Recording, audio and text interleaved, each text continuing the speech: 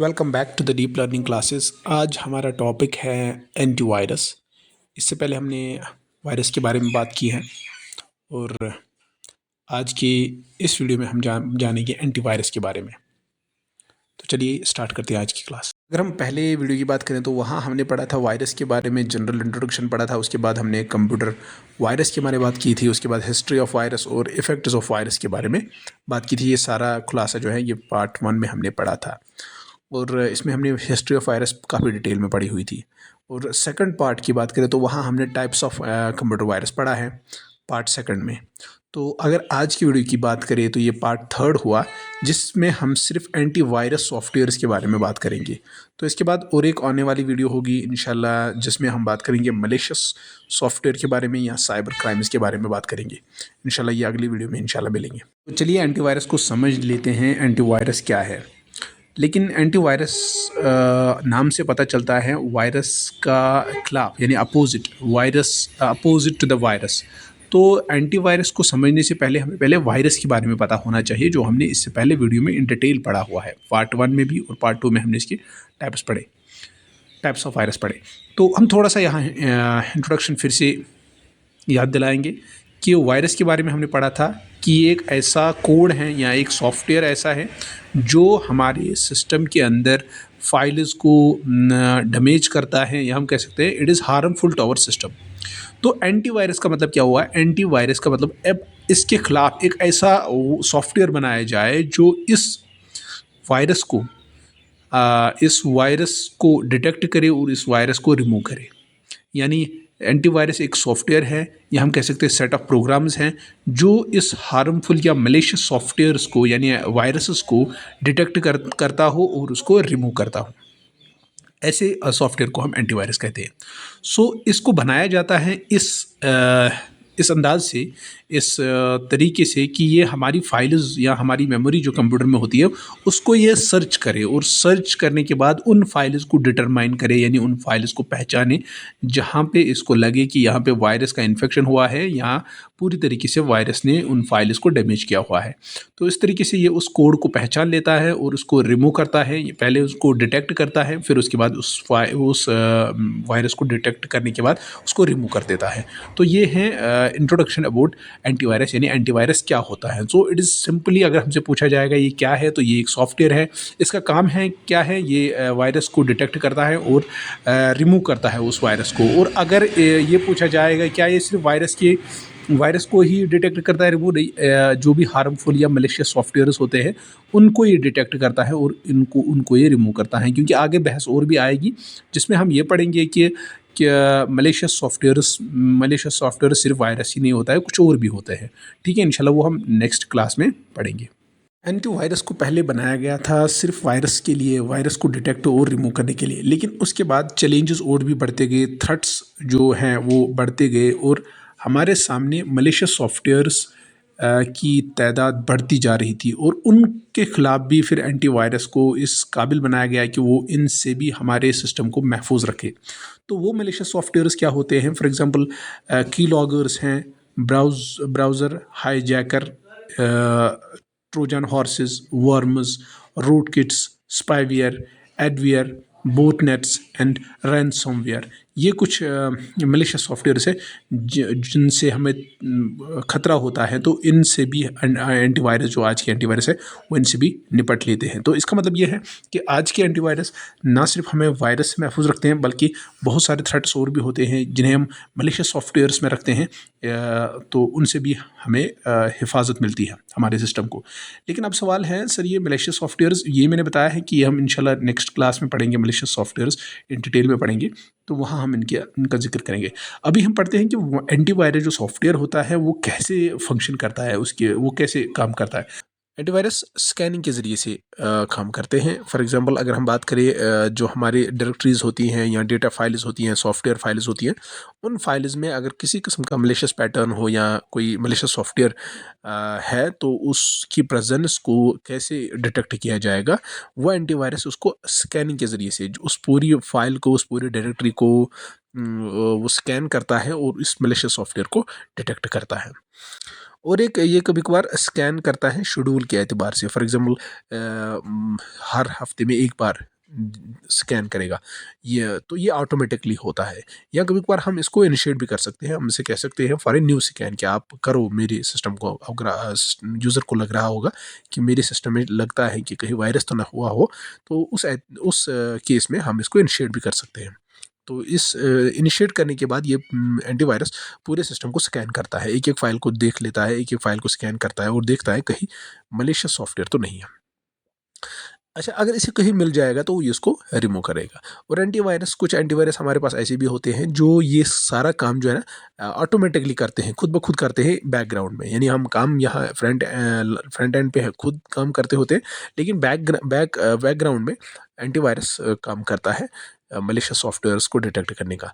ठीक है, तो कुछ ऐसे भी सॉफ्टवेयर होते हैं जो हमसे इसके लिए बाज़ाब्ता ये ना क्या कहते हैं उसको, परमिशन मांगते हैं। ठीक है, तो हमें नोटिफाई करते हैं, हमें वो एक किस्म की नोटिफिकेशन देते हैं कि we want to scan the files, if you allow और नॉट, क्या हम उसको अलाउ करें या ना करें। नेक्स्ट टॉपिक एंटीवायरस का है कि एंटीवायरस वायरसेस को, या हम कह सकते हैं मलवेयर या मलिशियस सॉफ्टवेयर को कैसे आइडेंटिफाई करता है। उसके पास कौन से मेथड्स होते हैं जिनके ज़रिए से वो वायरस को या मलवेयर को या मलिशियस सॉफ्टवेयर को आइडेंटिफाई कर पाता है। अभी के लिए आप हम मलवेयर या मलिशियस सॉफ्टवेयर को वायरस से समझ लेते हैं क्यों, लेकिन मलवेयर या मलिशियस सॉफ्टवेयर्स क्या होते हैं ये हम इंशाल्लाह नेक्स्ट वीडियो में पढ़ेंगे डिटेल में। अभी के लिए हमारे पास इंट्रोडक्शन है कि ये वायरस भी एक काइंड ऑफ मलवेयर है, यानी मलिशियस सॉफ्टवेयर है। तो अभी के लिए हम कहेंगे कि एंटीवायरस के लिए एंटीवायरस के पास कौन से मेथड्स होते हैं जिनके ज़रिए से ये वायरस को आइडेंटिफाई करें। तो पहला जो इसमें मेथड है वो है सिग्नेचर बेस्ड डिटेक्शन। यानी इसके पास एक फाइल होती है, एक सिग्नेचर डेटाबेस होता है जिस फाइल का नाम है वायरस डेफिनेशन फाइल। इस वायरस डेफिनेशन फाइल में इसको किसी भी वायरस की इंफॉर्मेशन होती है कि ये वायरस कैसा है, तो ये फिर पहचान लेता है इस डेटाबेस के ज़रिए से। यानी इसके पास ऑलरेडी वायरसेस का डेटा होता है, उस डेटा को ये चेक करता है, उस डेटा के ज़रिए से ये फाइल्स को परखता है। यानी इसने किसी फाइल को स्कैन किया और फिर चेक करता है कहीं ये मेरे डेटा वायरस डेफिनेशन फाइल में इसका डेटा तो नहीं है। अगर इसका डेटा वहाँ मिल जाएगा तो ये डेफिनेटली उसे कहेगा भाई यहाँ पे वायरस है। ठीक है, यानी वायरस डेफिनेशन फाइल जो है हमारे पास है, ये एंटीवायरस के अंदर एक डेटाबेस जैसा होता है और इसके अंदर पूरी वायरस की डेफिनेशन होती है। तो ये उस फाइल के एतबार से उस वायरस को पहचान लेता है। ये है एक तरीका जिसे हम कहते हैं signature based detection. Next is sandbox detection.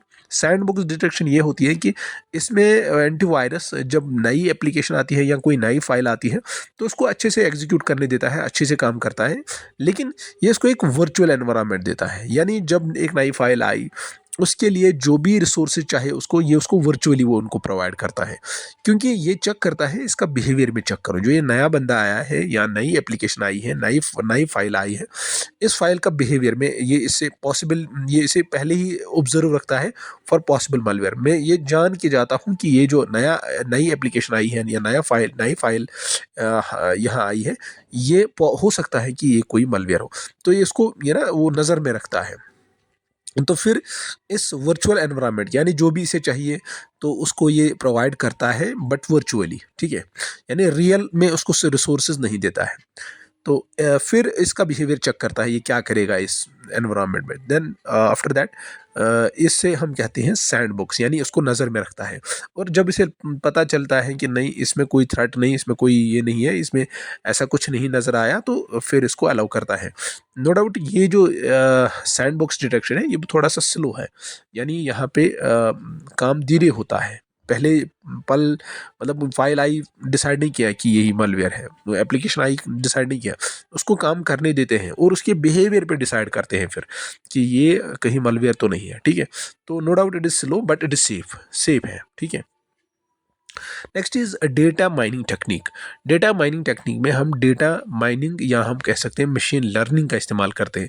Machine learning से हम देखते हैं कि इस फाइल या इस एप्लीकेशन जो आई है नई, इसका बिहेवियर क्या है। उसके बिहेवियर पे हम फिर डिसाइड करते हैं कि ये मलिशियस तो नहीं है, यानी ये वायरस तो नहीं है। ठीक है, तो ये भी और एक टेक्निक हमारे पास है जिसे कहते हैं डेटा माइनिंग टेक्निक जिसे हम कहते हैं।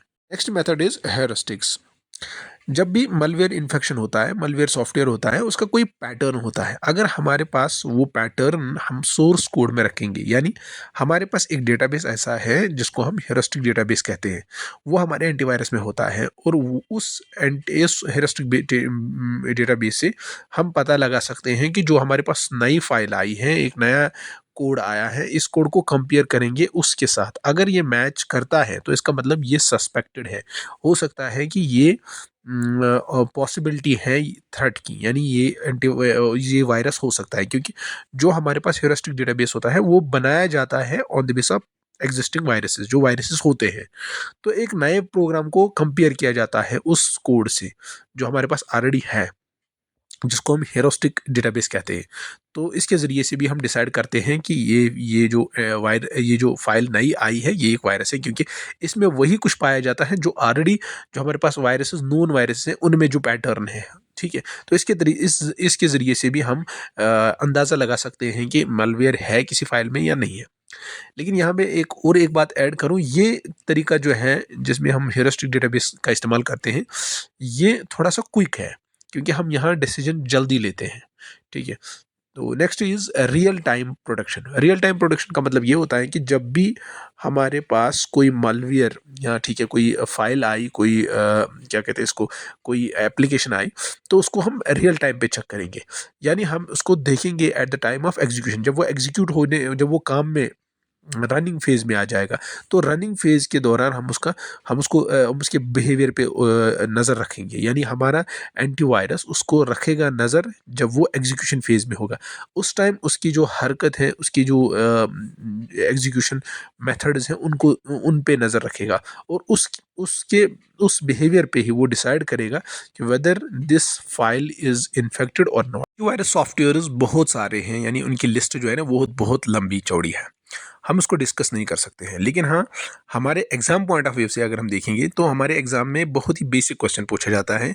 हमारे पास 4 ऑप्शन होते हैं, उनमें पहचानना होता है इनमें से एंटीवायरस कौन है, या ऐसा कभी होता है कि हमारे 4 ऑप्शन में बताना होता है कि इनमें से एंटीवायरस कौन नहीं है, यानी एक पहचानना होता है जो एंटीवायरस नहीं है, बाकी 3 एंटीवायरस होते हैं, या 4 ऑप्शन में से सिर्फ एक एंटीवायरस होता है, बाकी नहीं होते, तो क्वेश्चन पूछा जाता है इनमें से एंटीवायरस है कौन।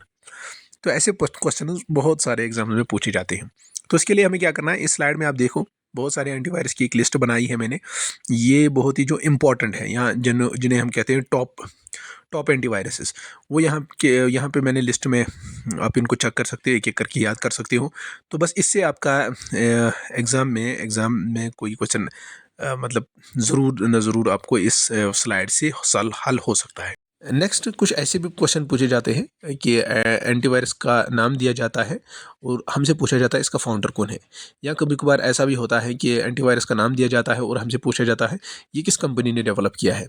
ठीक है, तो इस लिहाज से भी कभी क्वेश्चन पूछे जाते हैं। तो यहाँ मैंने इस स्लाइड में 2-3 का जिक्र किया है जो इम्पोर्टेंट है, यानी जो एग्ज़ाम में पूछे गए हैं उनसे रिलेटेड ये स्लाइड मैंने बनाई है। तो पहली बात करते हैं पहला एंटीवायरस जो है वो है मैकफी एंटीवायरस। मैकफी एंटीवायरस का फाउंडर जो है वो है जॉन मैकफी, और जॉन मैकफी जो है ये बहुत ही इंपॉर्टेंट है, क्योंकि ये ऐसे भी कंसिडर किए जाते हैं फाउंडर ऑफ एंटीवायरस, यानी इन जनरल इसको माना जाता है ये फाउंडर है एंटीवायरस का, जॉन मैकफी। ये ना सिर्फ फाउंडर है मैकफी एंटीवायरस का, बट इसको एंटीवायरस, जनरल एंटीवायरस में भी माना जाता है, यही फाउंडर है।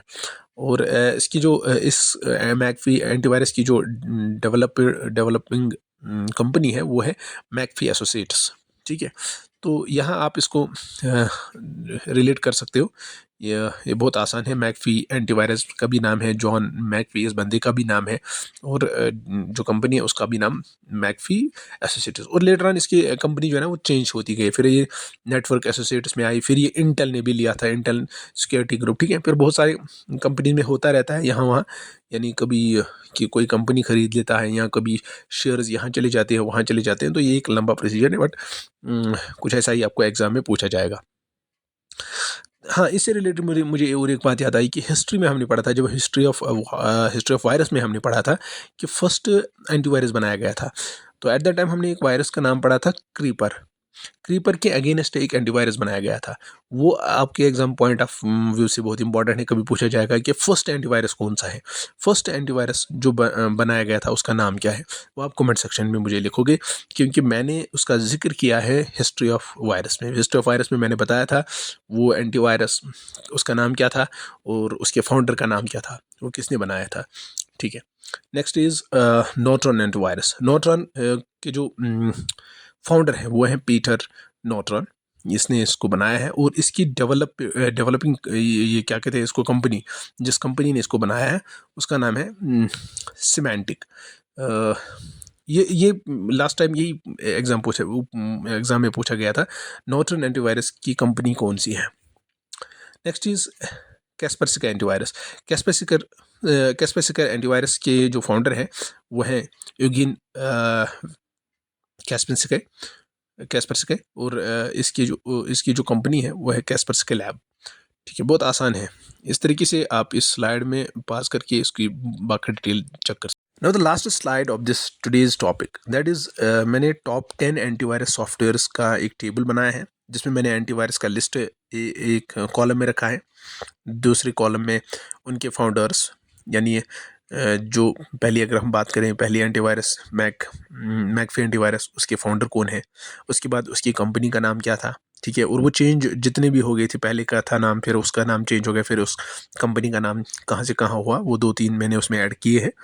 और लास्ट में उनका लास्ट कॉलम में मैंने उनका लोगो भी यहाँ रखा है। तो ये टेबल याद करके जाओगे तो इंशाल्लाह सारे क्वेश्चंस हल हो जाएंगे इंशाल्लाह। जो बेसिक क्वेश्चंस पूछे जाते हैं वो इन्हीं में से आते हैं।